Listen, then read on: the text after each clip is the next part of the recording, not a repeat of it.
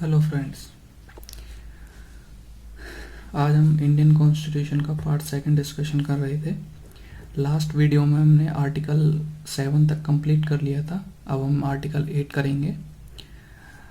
इसमें article part second citizenship act है। Citizenship मिलती है हमें इसके थ्रू। इसमें आर्टिकल 5 to 11 है। अब देखते हैं हम आर्टिकल 8। आर्टिकल 8 है क्या एक्चुअली में, वो देखना पड़ेगा हमको। तो आर्टिकल 8 क्या है? आर्टिकल 8 कहता है कि ही और she he was born, parents were born slash grand parents were born and ordinary resident out of India at the time of constitution or after that। मतलब क्या है कि जैसे मान लीजिए कोई लड़का है, वो आउट ऑफ इंडिया रहता है, लेकिन उसके पेरेंट्स का जन्म और उसके ग्रैंड पेरेंट्स का जन्म इंडिया में हुआ है। अब वो एट द टाइम ऑफ जब हमने ये कॉन्स्टिट्यूशन बनाया, एट दैट टाइम वो आउट ऑफ इंडिया है। तो उसको अगर रेजिडेंस लेना है, सिटीजनशिप लेनी है, तो उसको क्या है, need registered with counsellor representation और डिप्लोमेट्स। मतलब जो डिप्लोमेट प्रेजेंट होगा उस कंट्री में जहाँ पे वो रहता है, वहाँ से या उससे मिलकर उसको क्या है, सिटीजनशिप के लिए रजिस्ट्रेशन करना होगा। ठीक है। इसके बाद आता है हमारा आर्टिकल नंबर 9। तो आर्टिकल नंबर 9 हमारा क्या कहता है? आर्टिकल नंबर 9 कहता है not a citizen.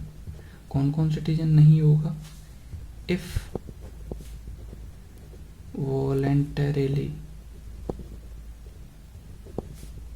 acquired a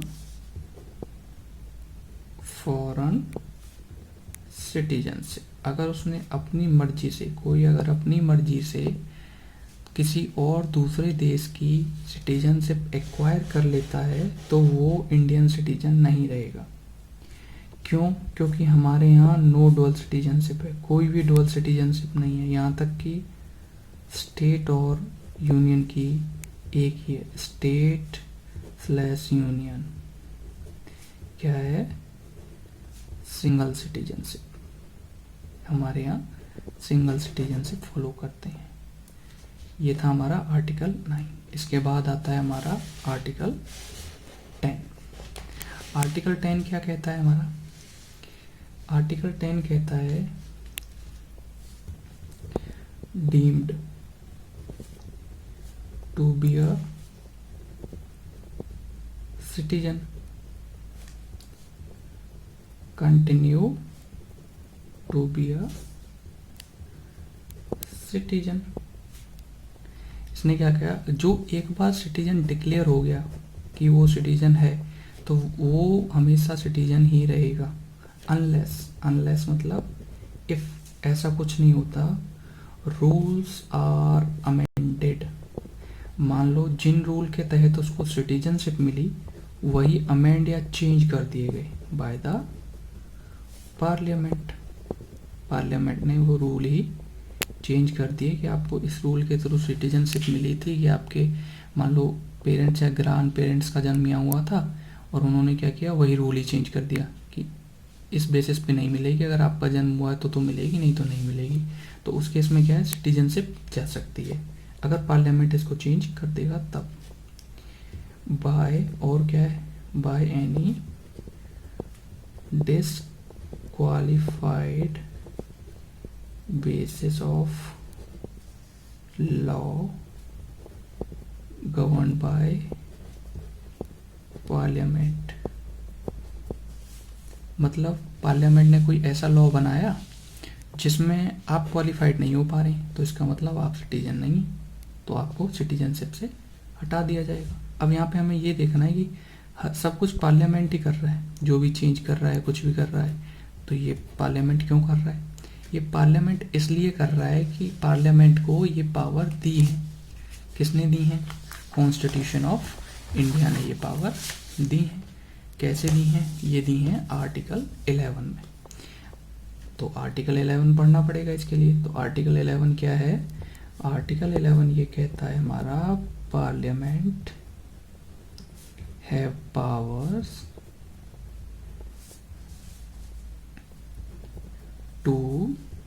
to determine acquisition और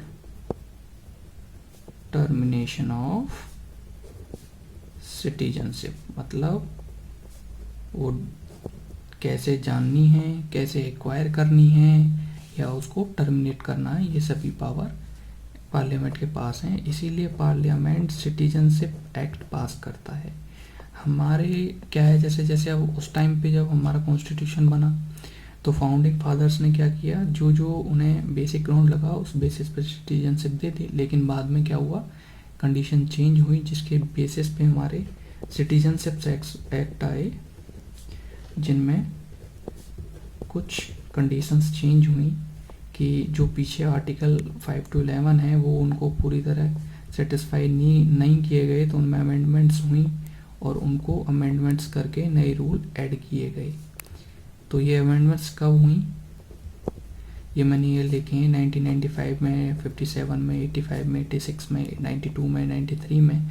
जैसे जैसे कंडीशन आई 2003 में, 2005 में और 2015 में, इन सभी में सिटीजनशिप एक्ट अमेंड हुए। सिटीजनशिप मतलब अमेंड हुई, किस बेसिस पे सिटीजनशिप देनी है। इसमें क्या है, जब सिटीजनशिप में अमेंड की गई तो इसके डिफरेंट ग्राउंड्स बनाए गए। तो ग्राउंड्स बनाए गए वो क्या थे? बाय बर्थ, जन्म से, bye decent, bye naturalisation,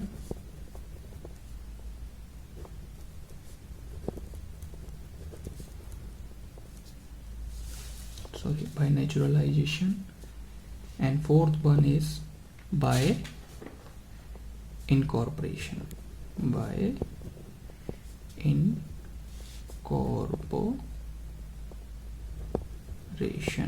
incorporation. तो ये क्या थे? 4 मेथड और जो ऐड किए गए। ये क्या है? एडेड मेथड्स हैं ऑन विच